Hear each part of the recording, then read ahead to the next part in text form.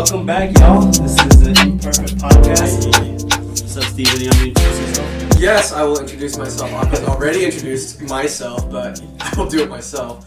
My name is Steven. I'm the 1/3 half in terms of height of the Imperfect Podcast. My name is Akko. Obviously, I'm the 2/3 half of the Imperfect Podcast. And today we're joined by an amazing guest. Want to introduce yourself, buddy? Yeah, I guess I'm back. I was about to say, I'm a part of Acts 2. And That's a long first name. Okay. Yeah. Okay, my name's Mason. I was on the podcast originally, like a while back. And, He got kicked out. got kicked off. Got fired. Yes. And yeah, now we're back. His words were heresy. Don't listen to the Yes, podcast. please don't listen to him. I don't know why we brought him back on. He talked about community, and then we kicked him out of the community to bring him back in. Yeah. I mean, it was about 5 months ago. So. About 5 months ago. Dang, It's that's been how long good. it was? Yeah. It was August or September? August. August. Yeah. Oh, August wow. was a long time ago. Yeah. Well, either way, welcome back. Hello. We promise we're not going to take too long to introduce ourselves this time around. But yeah, so why do we have Mason here today, Steven? Like, what do you want to talk about today? Well, Mason introduced to us something that he's been learning about, or he's been kind of captured by over the past couple weeks, maybe month, of the image of God, Yeah. or who God is. And I think that's a really interesting question, because I think today there's a lot of different imaginations of God, or images of God. Yeah. You can look on different skits of how different religious characters get used. I'm actually reading a manga called Records of Ragnarok. There's some stuff, but basically it's a battle between humans and gods. And basically depicts however the author wants the gods to be, gives them superpowers, they fight each other. Yeah. Fun stuff, cool. But it's this author's interpretation of God, of what he believes that they would do. Yeah. Just to create an interesting story. And that's cool for a story, but I think what Mason has been tackling is, for the reality of our lifetime, who is God?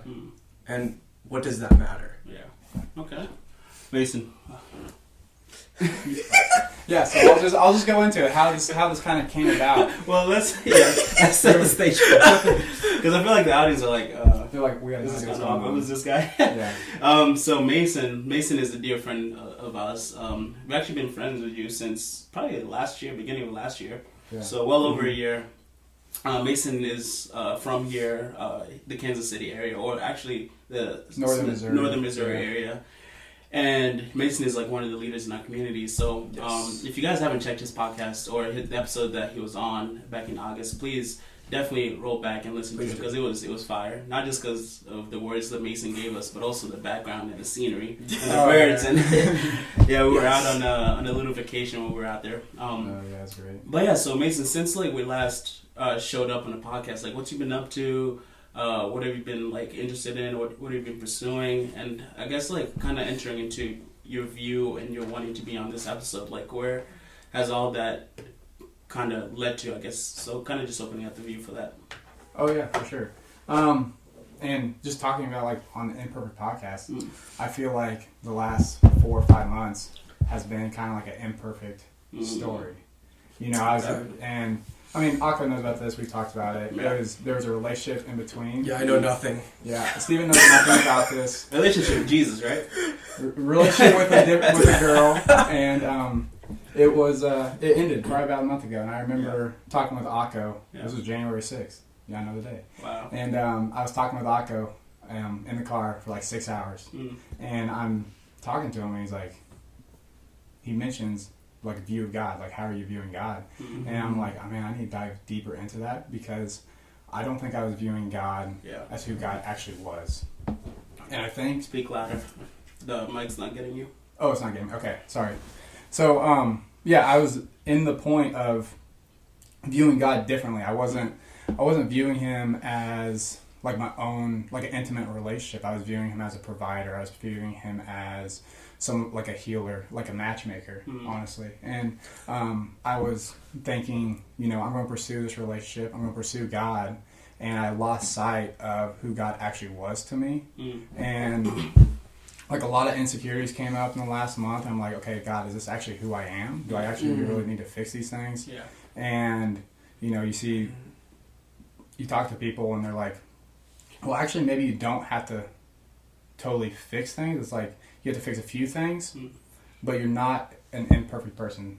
You know, you aren't perfect, but you're not like the worst person ever. And I was like, I was just saying, hey, I'm just saying.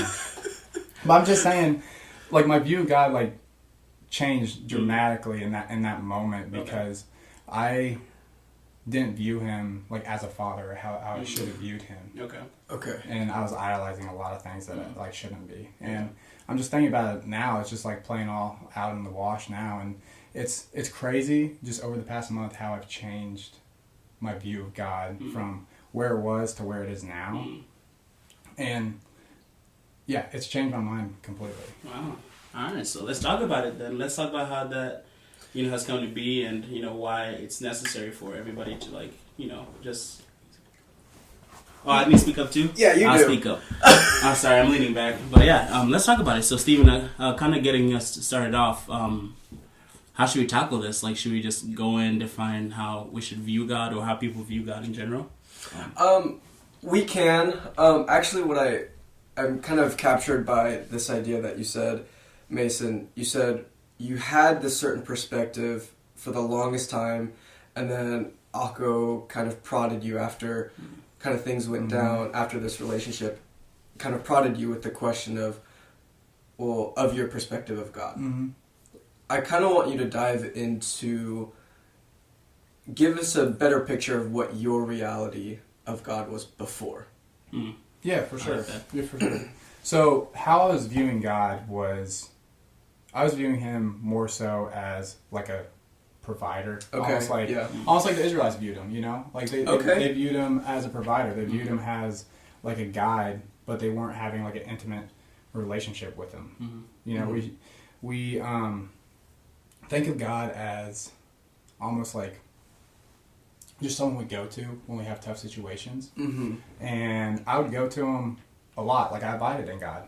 And that just wasn't, I wasn't having that intimacy that I found with him. Once I was like out of this, it opened up. It was almost like, you know, a curtain opened up and, you know, the veil was torn, and they're like, he's like, I'm here. And like, it does help when it talks about, like in Psalms 34:18, it talks about like God is near to the brokenhearted. Yes.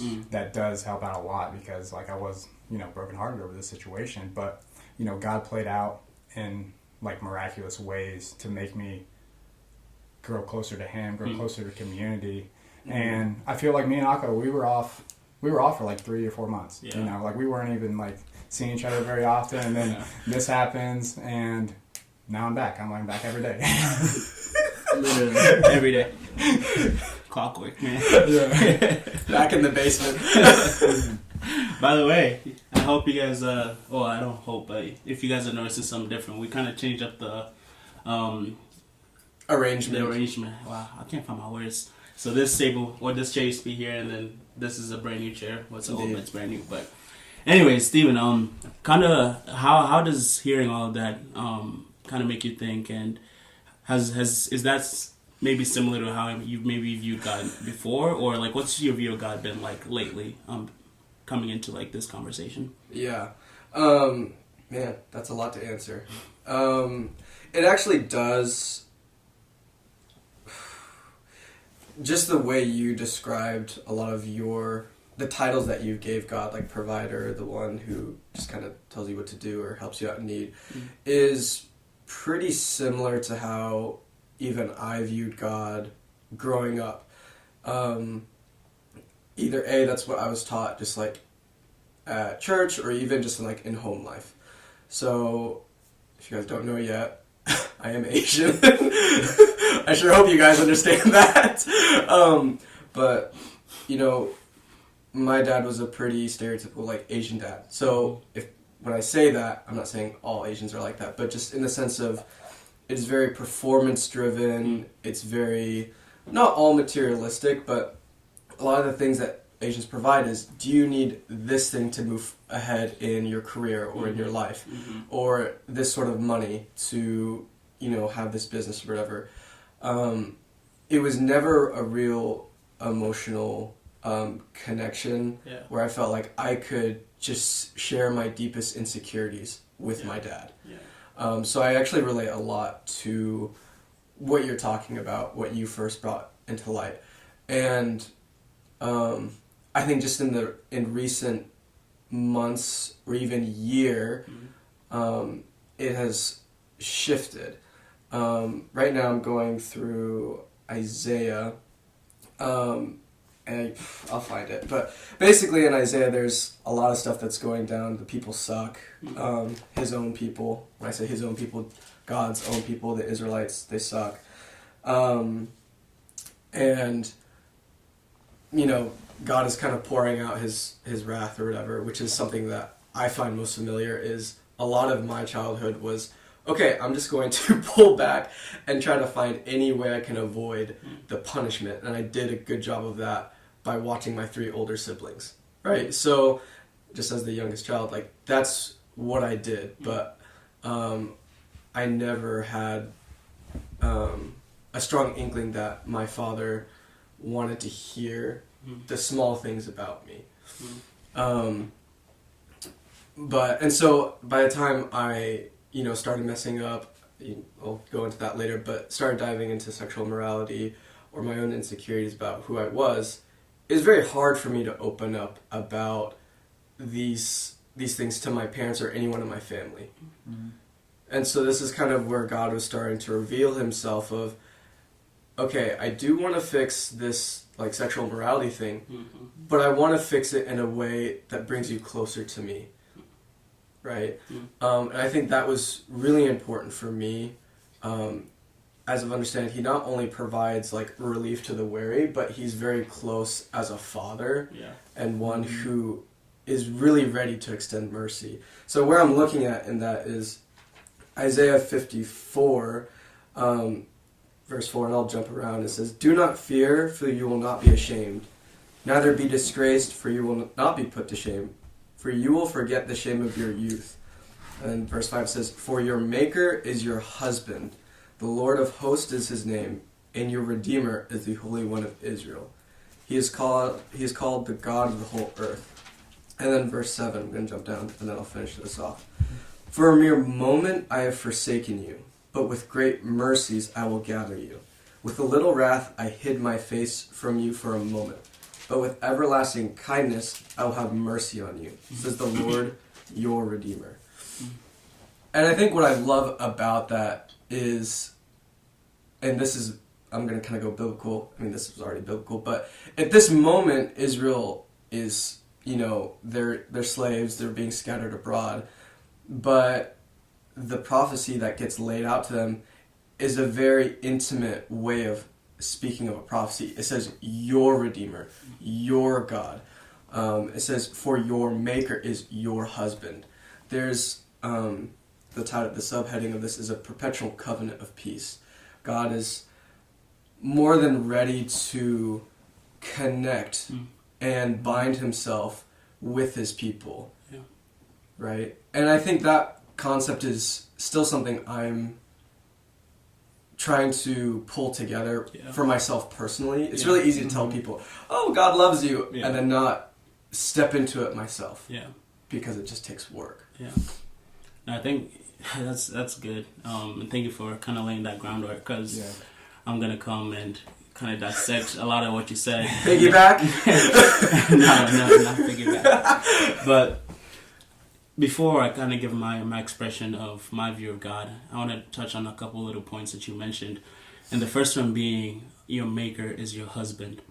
It's something that's very intimate, because when you look at it as in, oh wow, like Jesus, my Maker, and God, my Father, he's also describing himself to me as a husband. And therefore, if he's the husband, then I should act like the wife.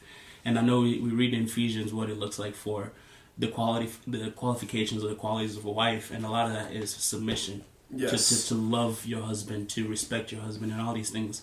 And I'm like, man, that's such a view of God that a lot of us haven't gotten to that point of having, because we don't look at God as somebody who we need to fully and utterly submit to, at least in the way that, it talks about in the Bible.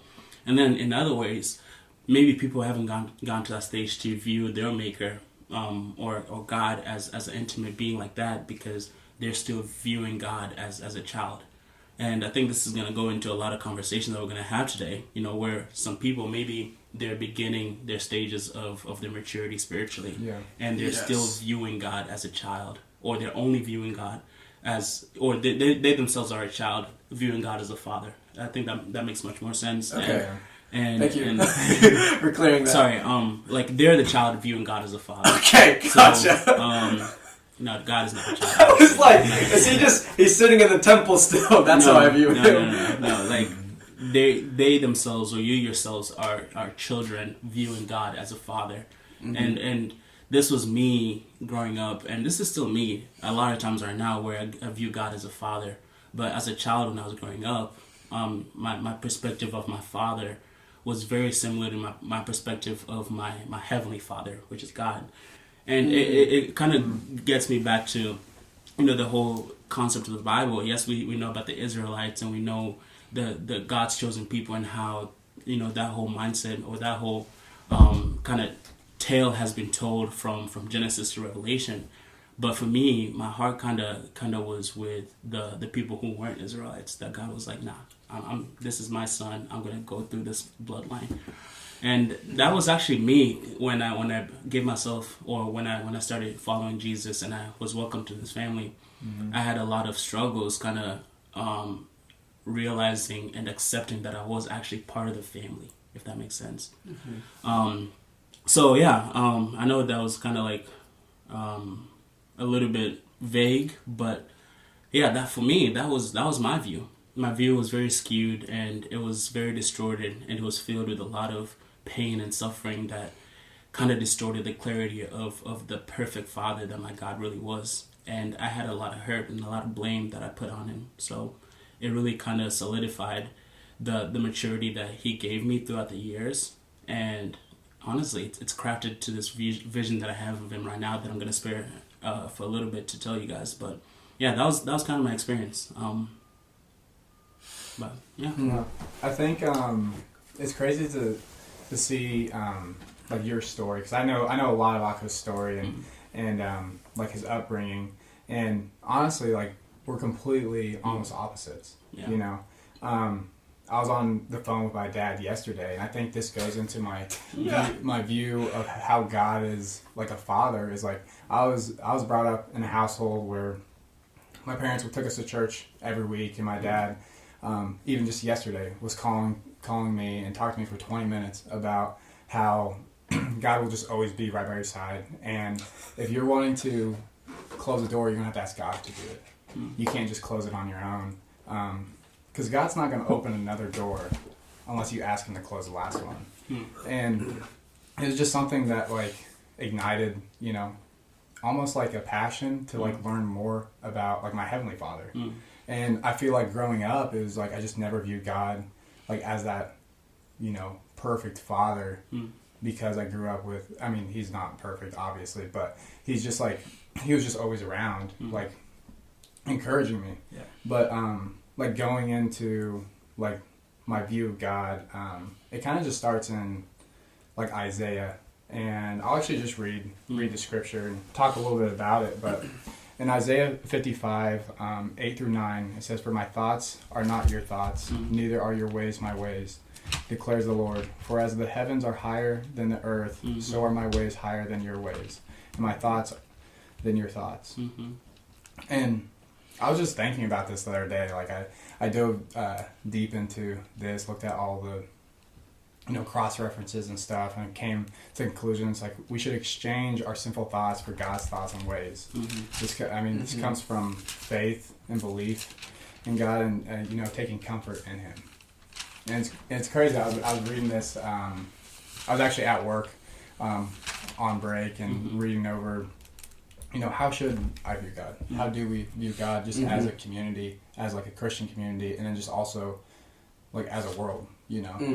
Okay. Because there's a lot of people out there that like are calling themselves Christians, but view God a completely different way.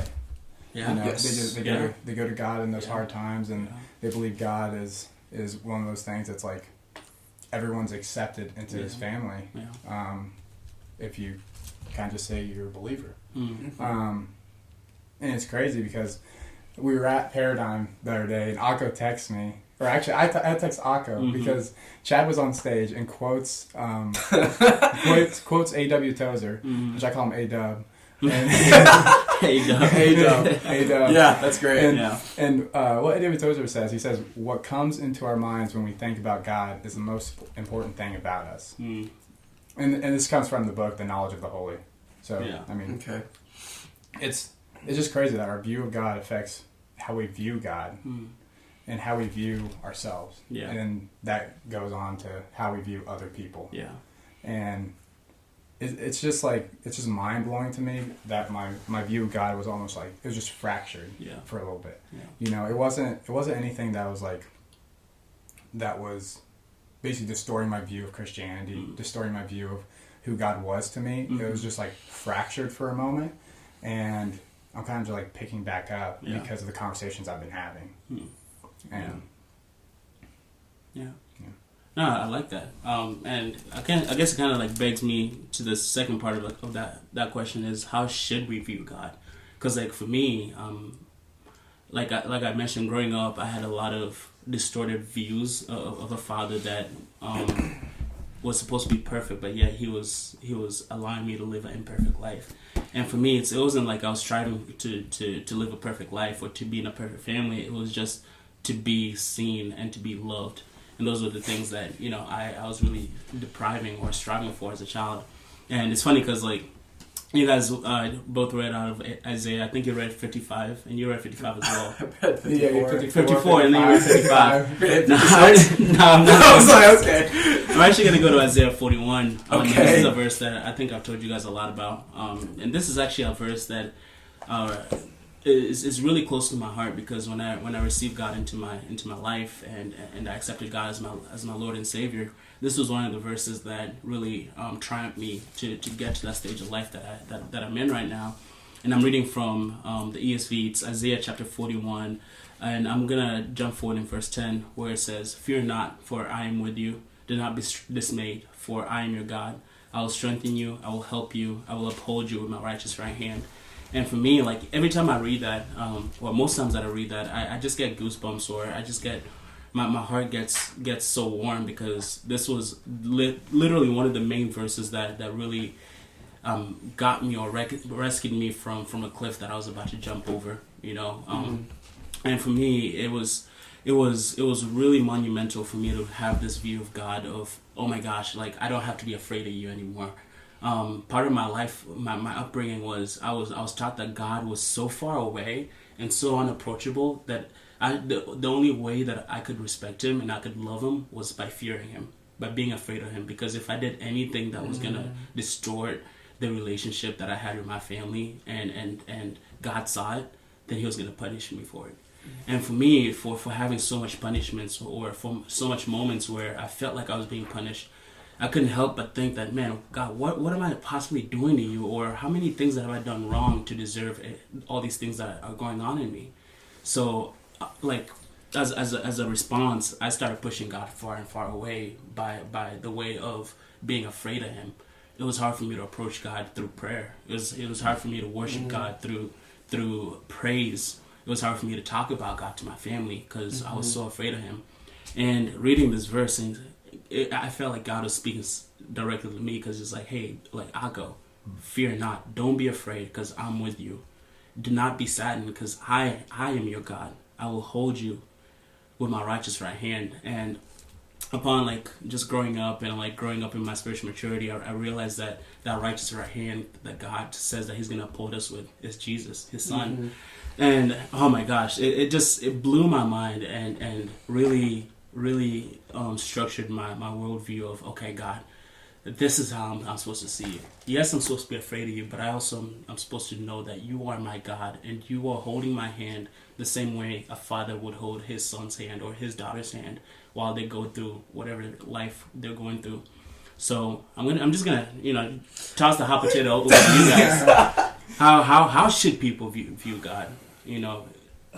Regardless of how they've been raised up or how they live life right now, whether they've been raised in a Christian home, whether they've been raised in a Muslim home and now they're Christians. Gosh. You got the hot potato, Steven. Go for it. That's so hurtful. Steven, you can go. That is steaming hot. Wow. Gosh. Okay, so before I get into my thought, what I want to point out in the verse that you and I have picked out, I think Mason also picked out, is that if you guys read it again or even listen back to it, the statements that God makes or the prophecies that get said, that God says, are very bold and imperative. I think imperative is the right word. Yeah. He says it with no uncertainties. Right? And I think that's one aspect of God that is very crucial, is that he does not take back what he said. When he says something, he means what he says. And he has the power to back it up. So that's one, is how should we view God? Like, he means what he says. Yeah. And he does what he says. Yeah. Okay, so I'm going to read out in Colossians. This is actually Mason was asking earlier. What was I looking at? And this is actually, Paul does a great job in Colossians of laying out who Jesus is and what he's about. This is Colossians 1:15 through 18. There's a little bit, but he is the image of the invisible God, the firstborn over all creation. For by him all things were created that are in heaven and that are on earth, visible and invisible, whether thrones or dominions or principalities or powers. All things were created through him and for him. And he is before all things, and in him all things consist. And he is the head of the body, the church, who is the beginning, the firstborn from the dead, that in all things he may have the preeminence. There's so much to unpack in that, and I know we do not have the time to do that. But to answer your question, how should we view God? Or Jesus, for that matter? Jesus is the physical embodiment of everything that is glorious about the universe. Yeah. It says all things were created through him and for him. So if Jesus does not come into the picture, everything crumbles apart. Yes. There's no reason to think the way we do. There's no reason for the animals to move like they do if God does not command them to. There's no reason for Jesus to even go on the cross and die for our sins if God does not command him to. Yeah. There's no beautiful sacrifice if Jesus doesn't have the power, because he's the one who created everything. So he has the power to change the laws of physics, but is submitted to God, who tells him, you're going to die. Yeah. Why? So that you can have the glory. What is that glory? That he saves the most unsavable thing in the world, in the universe, which is people. Yeah, man. That's one, that's truth, that's power, and he is about his glory. Yeah. And the beautiful part about that is, all wrapped up into that, he has the truth that he is completely separate from us. He has the power to bring us to him, and he's more glorified in sacrificing for us and bringing us towards him. Yeah. So everything that he does is for himself and also for us. Yeah. It's the most mind-blowing paradox, where he is sacrificing for us, and the more we lean into his sacrifice for us, the more he is glorified in his sacrifice. Yeah. I would point out. Go ahead. I would point out on that is I was talking to Akko before the podcast, and I just brought up, I was like, there's nothing that we need from God. And I think that's something I've always thought, is like, I need God to do this. I need God to bring this person into my life. I need God to give me community. And it's like, I don't need God to give me much of anything besides what he's already provided me. And it kind of goes into that Colossians verse. But it's so crazy. I was talking with one of the Paradigm leaders, and he talked about Jesus praying with the disciples, and the disciples come to him and ask him how to pray. This is like Luke 11. I think so. Yeah, and the first thing he brings up is like, Father, art in heaven, hallowed be thy name. And it's crazy at that point that he brought up like Father. You know, they viewed him as a provider, as a healer, and I think that's kind of what we're losing. We're getting we're viewing God not as the Father he should be to us. Like when we don't view God as Father, we don't see him who he really is. And a verse that comes to mind as well is just Psalm 73. Psalm 73, 25 and 26. I sent this in like our group leadership chat, and it says, "Whom have I in heaven but you? And there is nothing on earth that I desire besides you. My flesh and my heart may fail, but God is the strength of my heart and my portion forever." And something that like I just challenge myself with is like, what am I putting before God? Yeah. And like, what am I chasing? Yeah. It's like, if I'm praying to God, like to be close to him, like that's a yes. You know, God's not going to be like, no, you can't be close to me. You know? And I'm just saying, like, I want to grow closer to God. He's just going to be like, yeah, I'll be there for you. Yeah. But I think in those moments when we're challenging ourselves with those hard prayers, that's when like Satan gets the best of us. Yeah. And that's when like, whether it's other people or other objects or our time, our busyness, come into play, and we're more focused on the things of this world, whether it's work, whether it's relationships, whether it's sports, whether it's working out, and we're not focused and desiring God like we should be. And I think that's what like the sort of view of God is, and I think we should view him as that heavenly Father that like we don't really need anything but him. And we don't need anything from him. Yeah. I think it's so easy to say it, or so simple to say. I don't think easy is the right word. It's so simple to say, you know, we should view God as our Heavenly Father who has given us everything that we need. And we don't need anything from him. But it's so interesting to see that in its simplicity, man, can we be broken. We just have to take it all the way back to the beginning in Genesis when we see the story of Adam and Eve in Genesis 1-3. They had everything. They had God. They literally had God right there with them in the garden. Adam could look at the animals and say, "Hey, this is a zebra," and God would say, "Yes, that's a zebra." Like they had the power to bring things into identity. I think it's so unique to even begin to fathom the reality and the mindset that Adam had with God, and Eve had with Adam, also with God. But I mean, if perfection was still here today, we wouldn't be talking about sin. We wouldn't be talking about Satan, because we all know that in its beautifulness in the garden, sin came into play, and how Satan attacked Adam is the same way Satan attacks us today. Yes. He said, "Did God really say this?" Yeah. Like, is God really enough? That's another way to say it. Is God really enough? Is everything that God said really enough?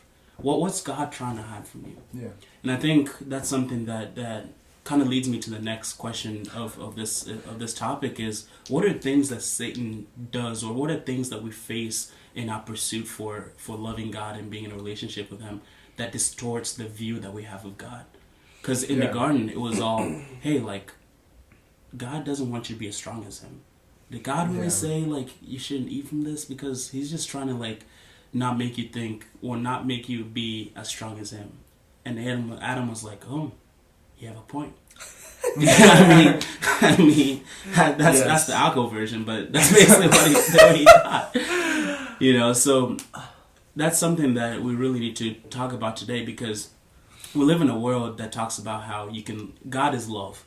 I think that's the main way society, like, reflects on God today, both in the church and outside the church. You could go to the best churches or the most biblically sound churches, and they'll tell you, man, like, God is love. And that's very much true. But also, you'll go into the societies and you'll go outside of church or outside of a Christian bubble, and you ask them, oh, what's God? Oh, God's love. God's love. And what is love? Love is I can do whatever I want with whomever I want. I could date another guy. I could date another girl. You know, I could do this. I could do that. You know? So how has that view been distorted? Or not necessarily how, but why has that view been distorted? And what should we do to kind of charge you guys and challenge you guys to get that fixed? I would say the first thing that comes to mind is, oh man, I can't even think the Proverbs, but it talks about like, guarding your heart. And I feel like that's something that is really hard to explain to people. It's really hard to explain like how do we guard our heart, or how should we guard our heart from these things like that it's affecting our view of God. And it was actually JP, so John Spakaluda, he has a sermon going right now, sermon series, and he talks about like guarding our heart, and he talks about using like our five senses, so our eyesight, our hearing, taste, touch, and smell affects what we think, and then that affects our heart, you know. And it's crazy to think that like just those simple things like we're not catching affects how we view God, and it affects how we view ourselves and how we view others for that matter. And I love that you touched on like God is love, but like what else are we loving besides God? That's a good point. That's a good point. Okay. Yeah. Go ahead, Steve. Gosh, there's so much to answer. So, okay, I believe your first question was, how does Satan distract us or pull us away from what God has already given us? I think the main thing is, this is not the main thing, but just one of the ways that I think can offshoot into a lot of ways is, are you content with the position God has given you? What is that position? As a child of God.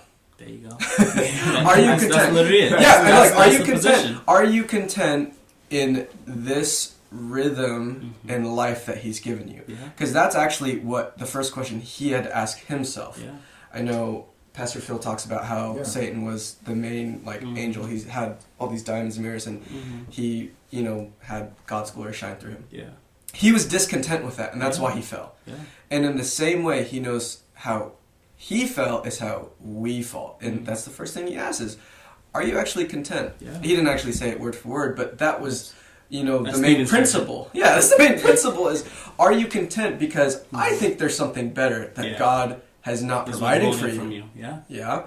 And so that's the one thing that he always does is there's a voice, either his voice or our own voice that says, I think I know what it means to be content.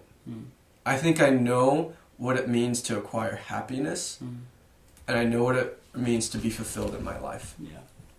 And that often ends up playing itself out in destructive ways for yourself and everyone else around you. Right? And it, a lot of times, this is just where it becomes most personal or most familiar to me, is oftentimes we don't ask for God's voice in relationships. We don't ask what He thinks or the process by which He wants us to do it. Yeah. Right? Yeah. And oftentimes we say, okay, the Bible is, just a finite book. It can't speak on everything in the world. But that's not true. And Ecclesiastes says, there's nothing new underneath the sun. There's nothing new. I already read in Colossians, He's created everything. Yeah. So He has a process by which He wants things to go that maximize His glory and our happiness. Yeah. Yeah. And I think for us, this is in James. James chapter 1 is probably one of my favorite chapters right now. And because there's so much, but James chapter 1 verses 21 is, therefore lay aside all filthiness and overflow of wickedness, and receive with meekness the implanted word, which is able to save your souls. Yeah.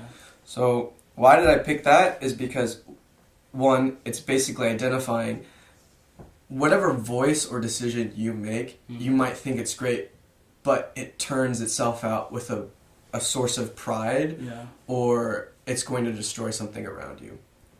Sure. And I'm not going to get into, the semantics of it, of like, oh, well, it looks good on the outside, whatever.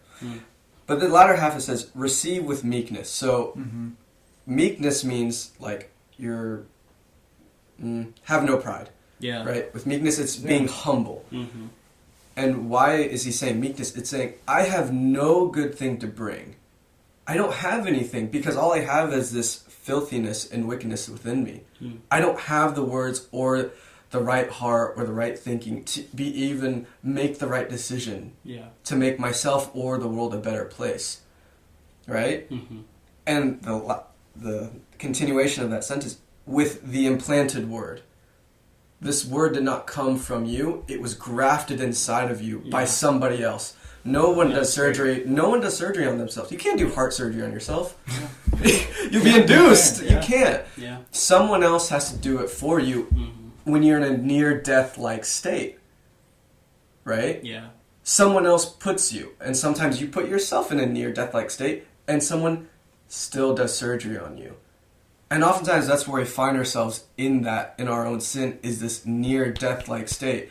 And God comes with us with his word and says, here's a new life. Yeah. Will you take it? And then that's in the moment where God tends to find us the most in our most broken state, saying, I have nothing. There's no good thing about me.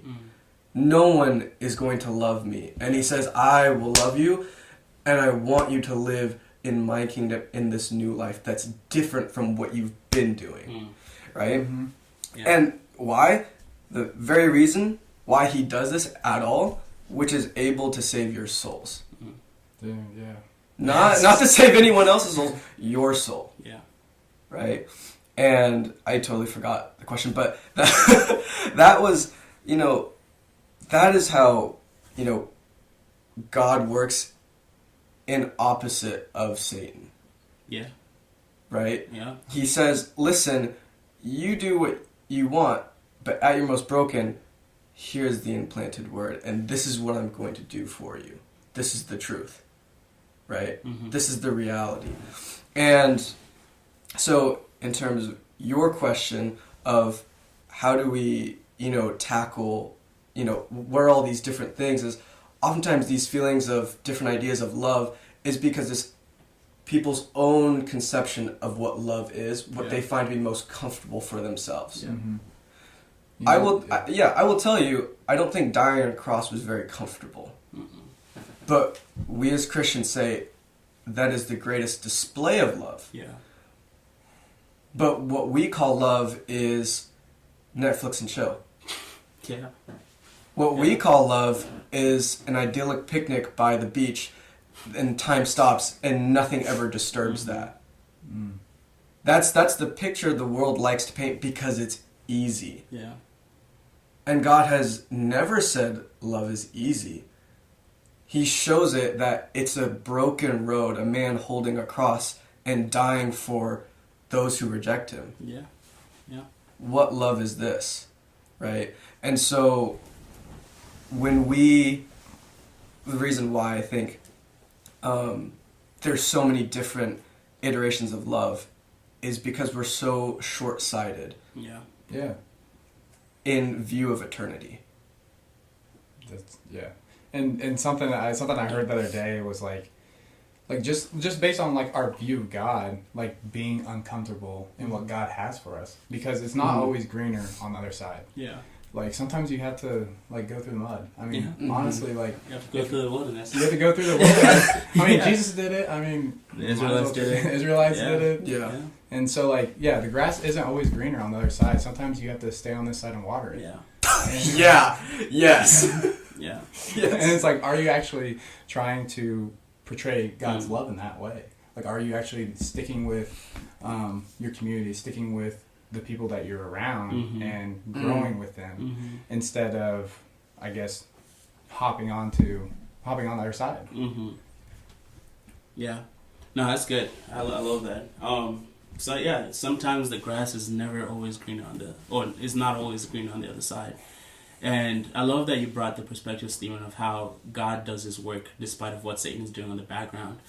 And for me, or not for me, but I also want to bring like what we're doing personally. And I think a lot of ways where we distort our view of God in the midst of our daily lives is, I think personally, you know, this whole idea of idolatry, idolizing money, idolizing time, idolizing, you know, fame. I think there's a new type. I don't know if this is new. Actually, you said there's nothing new under the sun, so it's not new. but this is something that's rising itself to be one of the most common idolatry forms, and it's self-idolatry. Like idolizing oneself. Saying, hey, I don't need somebody else to tell me what to do. I don't need somebody else to tell me what to pursue. I don't need somebody else to tell me how to love. I don't need somebody else to tell me how to be. You know, I don't need somebody else to tell me who to date. I don't need somebody else to tell me where to go, where to move. I don't, you know, like these are all things that I would argue some of us have had that mindset, and the world outside of our Christian Bible has that mindset every single day. I don't listen to Akko half the time. You know? No, it's like, but the whole idea of I don't need somebody else manifests itself into I don't need my God, or I don't need my father, or I don't need a father to tell me how I should live life that's on the straight and narrow. And I think that's something that can really distort the view that you have of your father, because you are ceasing to be a child and elevating yourself to be that position of a father, and saying, hey, like, I don't need to tie my shoes anymore. I mean, I don't need you to tie my shoes for me anymore, because I'm gonna tie my own shoes. I'm gonna pull up my shoes by my bootstraps, and I'm gonna take care of this on my own doing. And I think that's where Satan gets us, is like, do you really need God, or can you do it for yourself? Do you really need God in your relationship, or can you handle it yourself? And I think that's honestly where I was. It's like, God, thank you for this. Now I'm going. Now I'm going to take control. Yeah. I mean, last week or last episode, we brought the whole conversation about the prodigal son. Yes. What was his mindset? God or Father, thank you so much for this possessions. Now I'm going to take it for myself. Yeah. You know. Yeah. And one thing that I'm going to bring to the conversation, my favorite thing about this episode is how much verses that we brought into the plate, and I have a couple more that I want to talk about. Yeah, go for it. In 1 Corinthians chapter 10. Paul is wrecking the church of Corinth over things that the church was a part of, and things that they were doing while he was not there. And it's like, bro, like, you know, like, you guys are still children. You guys should have matured, but you guys are still acting like children. You're walking like children. So Paul is like, yo, like, come on, man. Spiritual growth. So in chapter 10, he warns them against idolatry, and in this case, he's taking them back and asking them to remember the idolizing that the Israelites had in the wilderness when they were with Moses, and they were wandering, and Moses was like, hey, God is giving us spiritual food, manna from the sky. God is telling us that, hey, this water, when we need water, I just have to tap on this rock and water flows out. And the guys are on the other side building calf, like golden calf, and worshiping that. So Paul is reminding them in chapter 10, and picking up in verse 13, he goes on and says, there is no temptation that has overtaken you that is not common to man. God is faithful, and he will not let you be tempted beyond your ability. But with the same temptation, he will also provide a way of escape that you may be able to endure it. And the reason why I want to mention that is this whole idea of self-idolatry, or saying that I'm going to do these things on myself. Or when we go through like an addiction, or when we go through a view that is distorted, God is like, hey, just because your view of me is distorted doesn't mean my view of you is distorted. I still view you as my child, and I'm going to give you the resources that you need to be successful.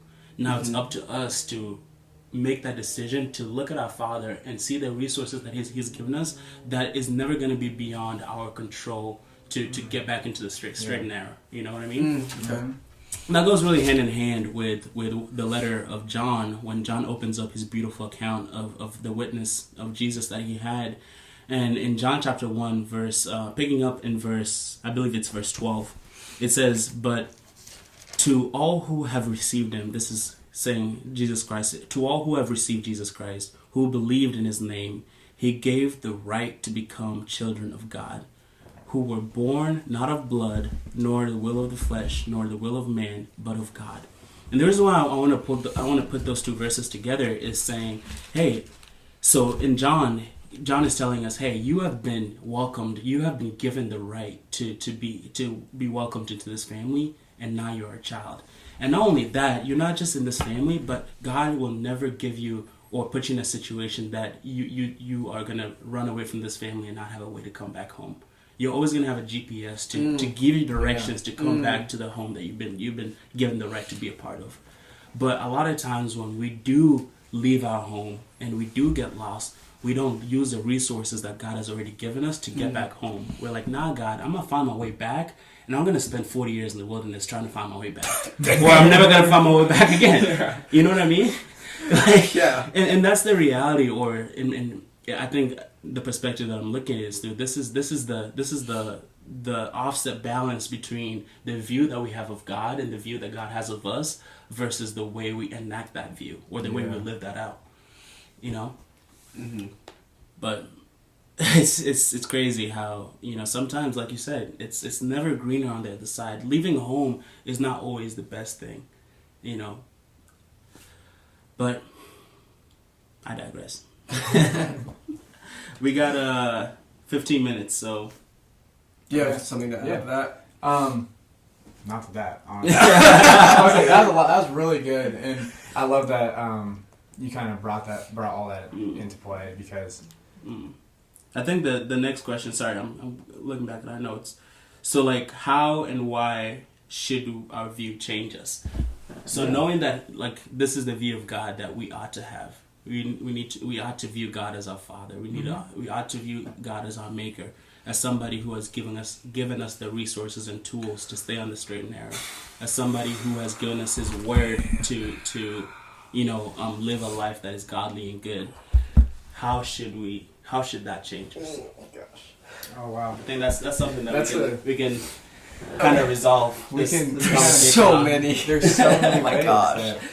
Is how our view of God should change us. Mm-hmm. I mean, obviously, it should make us realize like what we're missing from God. Mm-hmm. It should make us realize, like, honestly, like how much we do need Him, how much He doesn't need us. Mm-hmm. And something that like I've realized is like God will always be there, kind of like how you're talking about, like always come back home, and not all the time. Like, will we won't ever. Like, not ever, but I'm saying, like, there's times where we don't desire to come back to God, you know? And God will always, like, leave that door open, you know? And a question that, like, I've been asking myself, I ask this myself probably, like, daily, is, like, how can I change my view of God today? You know, God, how can I view you differently? Yeah. And, you know, God is eternal. God is always omnipresent. Omnipresent, omnipotent, omniscient. All the O words. All the O words.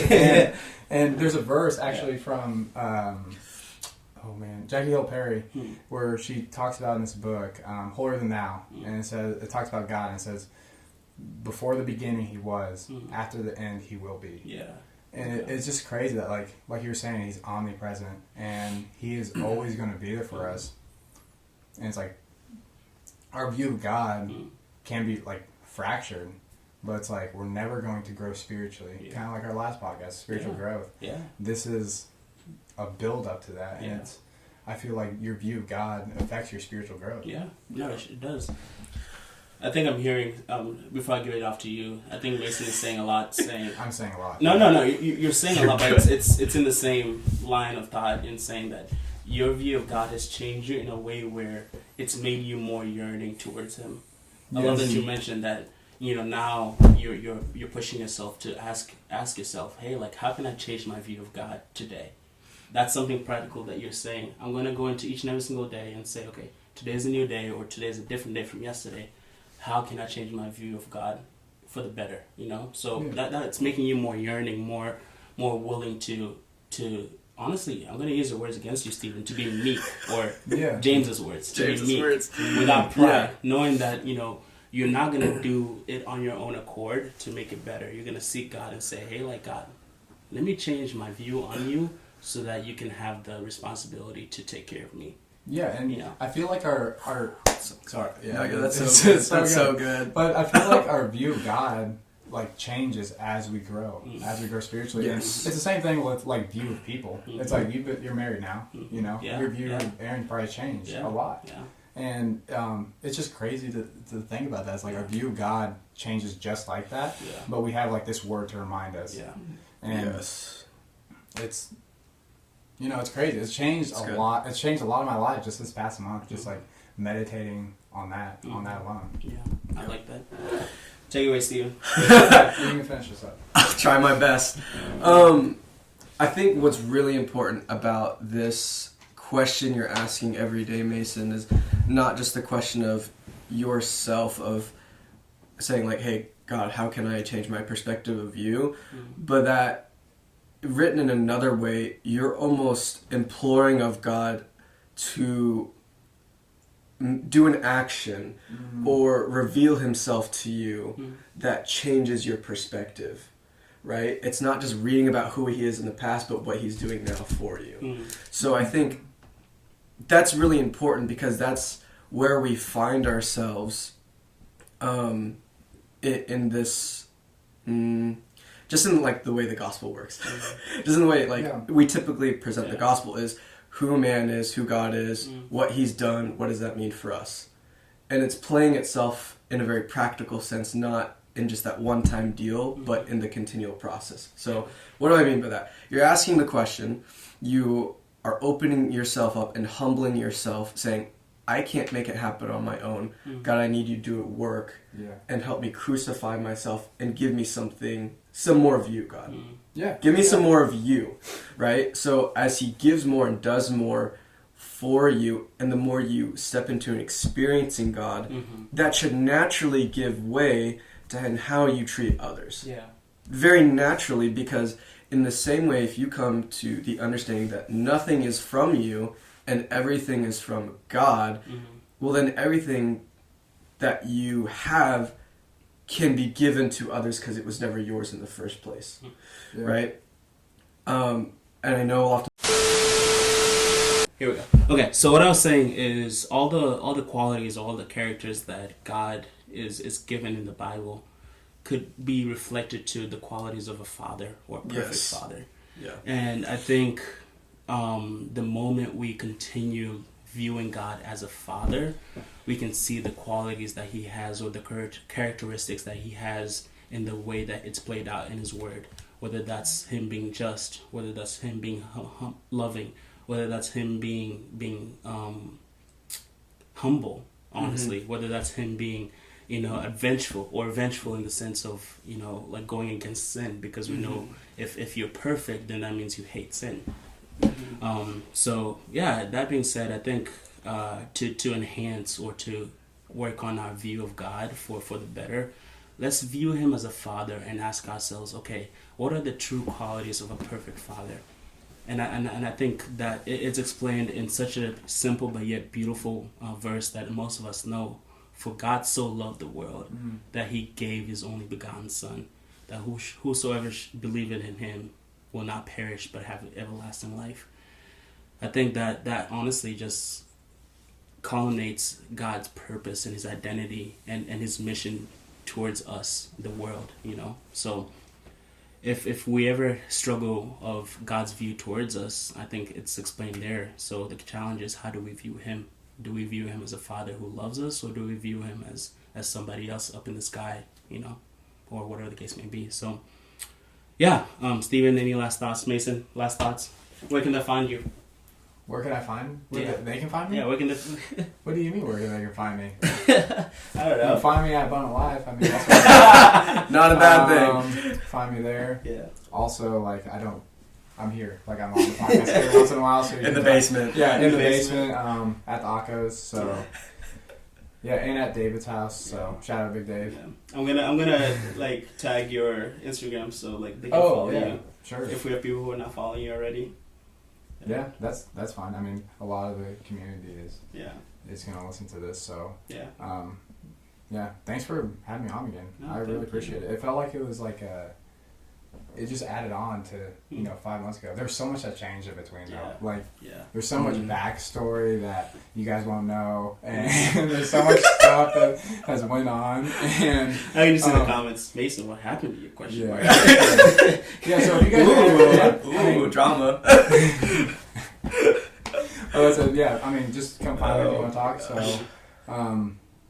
but yeah, thanks again for like having me on. I really appreciate it. I just love like airing this stuff out, talking about how God's just working in our lives, and it's crazy because like we were like so deep into community, and then it felt like we fell off, and then now we're diving back into it, and it feels like we're all growing, but at different different rates, and it feels like we're coming back together where it's like we're all growing together, and it's just great to see, and I'm excited for kind of like the next 5 months. Seeing what happens there.